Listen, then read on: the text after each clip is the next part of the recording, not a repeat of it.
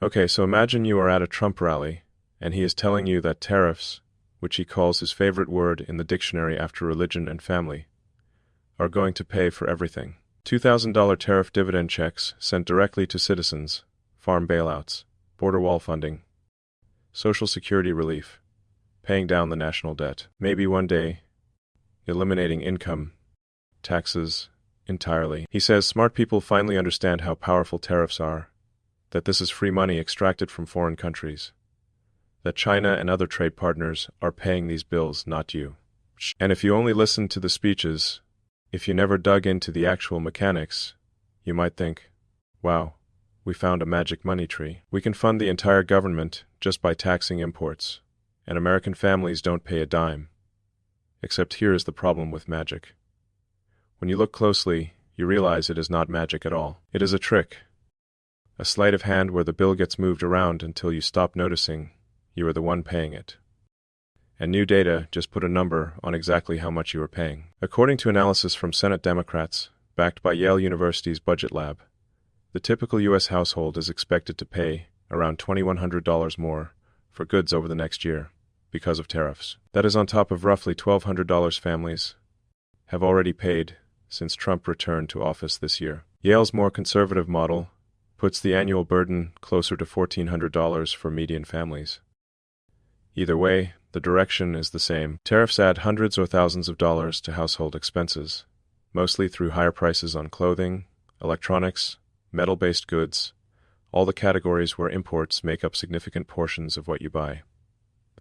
Now let me be clear about what this means from first principles. Tariffs are taxes on imports. When the U.S. government imposes a tariff, it charges us companies that import goods a fee to bring those goods into the country. Those companies then have a choice. They can absorb the cost and accept lower profit margins, or they can pass the cost to consumers through higher prices. Some companies try to absorb part of it to stay competitive. Many don't, especially smaller importers that can't afford to subsidize Washington's trade war indefinitely. They pass it through line by line until it shows up in your cart total, in your appliance purchase, in your clothing budget. The tariff revenue that goes to the Treasury, that $200 billion or so that Trump brags about, that came from American companies. And those companies got that money from you when you paid higher prices. So when Trump says tariffs are paying for things, what he is really saying is you are paying for things through a hidden tax that doesn't show up as a separate line item on your receipt, but absolutely shows up in the total. And here is where it gets even more problematic. Trump has attached at least 9 different major spending promises to the same pot of tariff money. Analysis of his statements shows commitments to fund farm subsidies, border infrastructure, Social Security support, potential income tax cuts, national debt reduction, economic development programs, trade adjustment assistance, tariff dividend checks, and general budget priorities. That is 9 different things all supposedly funded by the same revenue stream. Now think about the math. Treasury data shows tariffs brought in under $250 billion this year. That sounds huge until you compare it to individual income taxes, which brought in over $2.5 trillion, more than 10 times as much. Tariffs are a relatively small revenue stream compared to existing tax pillars. When Trump muses about using tariffs to replace income taxes or balance the budget, the numbers simply don't line up. You can't fund 9 major priorities, plus potentially replace income tax revenue with a funding source that is 1/10 the size of what you are trying to replace. It is not policy, it is fantasy. And the gap between the fantasy and reality is exactly where American families are getting squeezed for that $2,100. Now here is where the situation gets even more complicated and frankly more expensive for everyone involved. The Supreme Court just adjourned for a 4-week holiday recess, which means no decision until at least January on whether Trump's emergency-based global tariffs are even legal. During oral arguments in early November, several key justices sounded deeply skeptical that the 1977 International Emergency Economic Powers Act was meant to authorize open-ended import taxes across many countries and products. Lower courts have already questioned whether declaring an economic emergency to impose what look like permanent tariffs goes beyond what Congress intended when they passed that statute. The law was designed for genuine emergencies, wars, terrorist attacks, imminent national security crises, using it to reshape trade policy, because you don't like the trade deficit. That is a pretty aggressive interpretation of emergency authority. And businesses from retail giants to small import-reliant shops have sued to preserve their right to refunds if the court invalidates the tariffs. Bloomberg reports the potential exposure is somewhere between $80 and $88 billion in duties that might have to be returned to companies if the court rules against the administration. So what does this legal limbo mean practically? It means that right now, today, Customs and Border Protection continues collecting billions in tariffs every month from us companies. Those companies face a brutal choice: hold the line on prices and eat the cost, absorbing potentially massive expenses while waiting to see if they'll get refunds that might never come, or raise prices immediately and hope customers accept it, passing the tariff cost downstream while risking competitive disadvantage if competitors don't raise prices. Many, especially smaller importers, are choosing the latter. They're raising prices because they don't have the balance sheet to subsidize uncertainty indefinitely. A survey cited in recent coverage shows small business optimism about future sales is rising, even as businesses increasingly say they have no choice but to pass on tariff costs. So you get this perverse situation where business sentiment improves because they figured out how to make customers pay the tariff bill, while those same customers feel increasingly squeezed, even as official inflation numbers show slowing. The inflation is there. It is just hidden in specific categories affected by tariffs rather than showing up as broad-based price increases across everything. And here is what makes the Supreme Court delay so significant. Every month that passes without a ruling is another month where tariffs get collected, prices stay elevated, and businesses make irreversible decisions about supply chains and pricing structures. If the court eventually rules that tariffs were illegal, you might get technical refunds to the companies that paid the duties, but you are not getting refunds for the higher prices you paid at checkout. That money is gone. The damage compounds. Companies that reshort production based on tariff incentives can't just move factories back overseas if the legal basis disappears. Consumers who adjusted spending patterns because of higher prices don't magically get that purchasing power back. The uncertainty itself is costly, independent of the final legal outcome. And the Trump administration knows this. They're counting on it. Every month of delay means more entrenchment of tariff-based pricing, more normalization of higher costs, more businesses that stop fighting and just accept the new reality. By the time the court rules, if they rule against the administration, the practical effect might be minimal, because everyone has already adjusted to living in a tariff world. But here is what should really concern anyone paying attention to this situation. The administration is already working on Plan B, studying alternative legal authorities to maintain tariffs, even if the Supreme Court strikes down the emergency powers basis. Reports from Fortune and other outlets say the Commerce Department and U.S. Trade Representative are examining fallback options under different statutes. Section 3.1 of the Trade Act, which gives the President authority to respond to unfair foreign trade practices. Section 122, which allows temporary import restrictions under certain conditions. Various other trade laws that have existed for decades, but were rarely used this aggressively. One official described tariffs as a core part of Trump's agenda, regardless of the court's decision. And Trump himself told supporters, "We're waiting for a decision. If it is not good, we always find ways. We find ways." That is not the statement of someone prepared to accept legal constraints. That is the statement of someone committed to a policy outcome, who will use whatever legal mechanism is available to achieve it. Translation for anyone trying to plan financially: even a Supreme Court defeat won't end tariff risk. It will just change which legal hooks future tariffs hang on. This matters enormously because it tells you tariffs are transitioning from temporary trade negotiating tactic to semi-permanent feature of U.S. economic policy. That is a fundamental shift in how America engages with the global economy. For decades, the U.S. was the leading advocate for lowering trade barriers, for rules-based international commerce, for multilateral agreements that reduced tariffs across the board. We led the creation of GATT and the WTO specifically to create frameworks where tariffs got negotiated down over time. The Trump approach represents a complete reversal. Instead of working through international institutions to lower barriers globally, we're unilaterally raising barriers and using tariffs as both revenue source and industrial policy tool. Now you can argue that shift is necessary, that the old consensus failed American workers, that we need protection for strategic industries. But you can't argue it is cost-free, and you can't argue it is temporary. This is a regime change in trade policy that will persist regardless of which party controls the White House going forward. Because once you've normalized tariffs as a major policy tool, once you've built political coalitions around protecting domestic industries, once you've created entrenched interests that benefit from tariff protection, reversing becomes politically almost impossible. And here is the economic reality that should worry anyone thinking about the next 5 to 10 years. Permanent or semi-permanent tariffs don't just raise prices in the short term. They reduce competitive pressure on domestic producers over time. If you are a U.S. manufacturer and you know foreign competitors face 20, 30, 50% tariffs to enter your market, what is your incentive to keep prices low, to innovate aggressively, to improve efficiency? You have less incentive because you are partially insulated from competition. That is the classic problem with protectionism.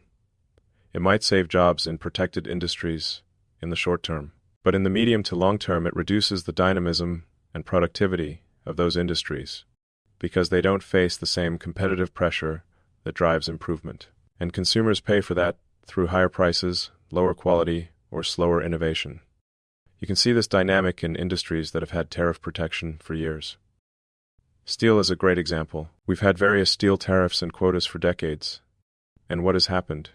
The U.S. steel industry is less efficient and more expensive than competitors in several other countries. We saved some steel jobs, but we made every industry that uses steel, from construction to automotive to appliances, less competitive globally because their input costs are higher. The tariff protects one industry by taxing all the downstream industries that depend on it. That is not smart industrial policy. That is just choosing winners and losers, and often choosing poorly. Now let's go back to the promises and do the actual math, because this is where the disconnect between rhetoric and reality becomes impossible to ignore. Trump has promised to use tariff revenue for at least 9 major spending priorities. Let's be conservative and estimate what those might cost. $2,000 tariff dividend checks to every American household.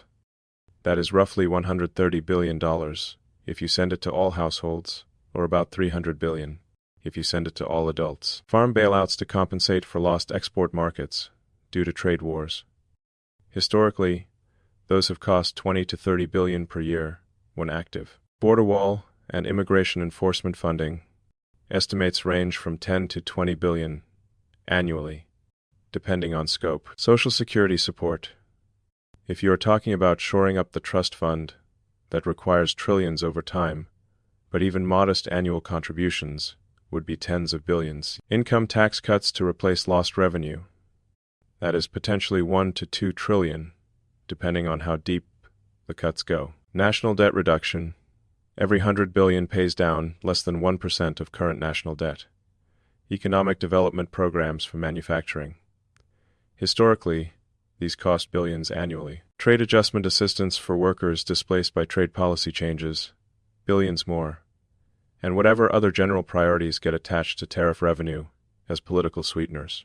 Add all that up, even being extremely conservative, and you are easily looking at $300 to $500 billion per year in spending commitments. Trump's tariffs brought in under $250 billion this year. The math doesn't work. You can't fund $500 billion in promises with $250 billion in revenue, unless you believe in magic or unless you understand that the real plan is to make American families pay the difference through higher prices. And that $2,100 annual cost per each household, that is exactly the difference. That is the gap between the revenue collected and the promises made. That is the stealth tax that doesn't show up as tariff revenue, because it never goes to the government. It goes directly from your wallet to companies raising prices, who use those higher prices to absorb their tariff costs. It is a tax that is invisible in budget documents, but absolutely visible in your family's purchasing power. And here is what makes this particularly insidious. When Congress raises income taxes or sales taxes, there is a visible political process. Votes happen. Campaigns run on it. Accountability exists. When tariffs raise costs by $2,100 per each household, there is no vote. The president declares an emergency or invokes a trade statute.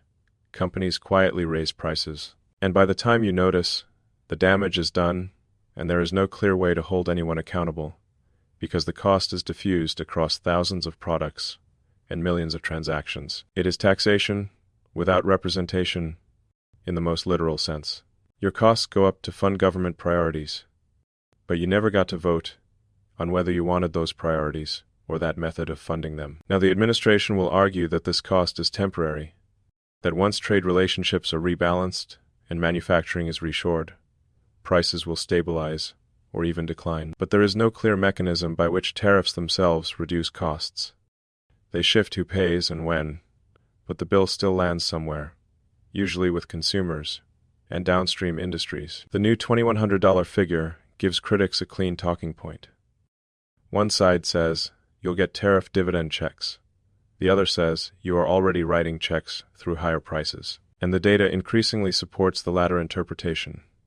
Families aren't waiting for tariff dividends to arrive in the mail. They're paying the tariff bill every time they shop, every time they replace appliances, every time they buy clothing or electronics or anything with imported components.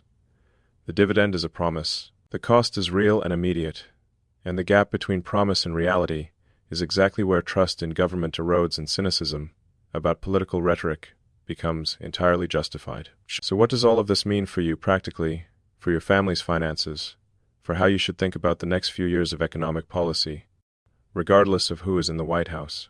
First, understand that tariffs are not going away. Even if the Supreme Court strikes down the emergency authority, even if Congress pushes back, even if trade deals get negotiated, some version of elevated tariffs is now part of the structural reality of the American economy. Both parties have moved away from the free trade consensus. Both support using tariffs at least selectively for strategic purposes. The debate is about degree and implementation, not about whether tariffs are legitimate tools. That means any financial planning you do needs to account for structurally higher prices on imported goods and anything with imported components. If you are making major purchases, factor in that tariff costs are likely to persist or even increase. If you are investing, recognize that companies heavily dependent on cheap imported goods face structural margin pressure that didn't exist 5 years ago. If you are thinking about career and skills, industries that benefit from tariff protection might see short-term employment gains but long-term competitiveness concerns, while industries that depend on imports as inputs face cost pressures. Second, be extremely skeptical when politicians promise that tariffs will pay for things without costing you anything. The $2,100 estimate might be imperfect. Economists will debate the methodology, but the direction is absolutely correct. Tariffs raise costs for consumers. That is not controversial economics, that is basic logic. When you tax something, you make it more expensive. The question isn't whether tariffs cost households money. The question is whether that cost is worth it for whatever strategic objectives you are trying to achieve. Maybe protecting critical supply chains from Chinese dependence is worth paying more. Maybe reshoring manufacturing jobs justifies higher consumer prices. Those are legitimate policy debates, but they require honest acknowledgement that there are costs, not fantasy claims that tariffs are free money from foreigners. When politicians sell you magic, check your wallet, because you are the one funding the trick. Third, recognize the difference between short-term economic indicators and long-term structural changes. The Trump administration can point to a narrower goods trade deficit, to some reshoring announcements, to tariff revenues flowing into Treasury.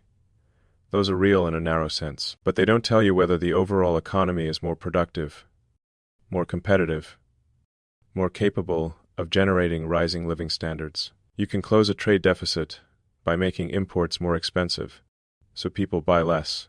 That is not the same as building a stronger economy. That is just making people poorer in a specific way that shows up as an improved trade balance. And finally, understand what is happening with the Supreme Court delay and why it matters. Every month that tariffs stay in place while legal challenges are pending is another month of accumulated costs that won't be reversed, even if courts eventually rule against the administration. The uncertainty itself is expensive. It makes business planning harder. It keeps prices elevated longer than necessary. It prevents the kind of long-term investment decisions that drive productivity growth. If you are a business owner or manager, you can't wait for legal clarity to make decisions. You have to operate in the world as it is, which means pricing in tariff costs now and adjusting to whatever the legal landscape becomes later. If you are a household, you can't put off purchases, indefinitely waiting to see if tariffs get struck down. You have to buy what you need at current prices, even if those prices include tariff costs that might not be legally justified. That is how the administration wins, even if they lose in court. By the time legal process concludes, everyone has adapted to the higher cost structure, and reversing becomes practically difficult, even if it is legally required. So the lesson from all of this, the thing you should take away and remember, is that tariffs are not free money. They're a policy choice with real costs that fall primarily on consumers. You can support that choice for strategic or political reasons, but you can't pretend the costs don't exist. The $2,100 household estimate is a start at quantifying what was always obvious. When government restricts trade through tariffs, consumers pay more, always. That is not ideology, that is math. And anyone telling you otherwise is either confused or lying. Your job is to understand which and act accordingly.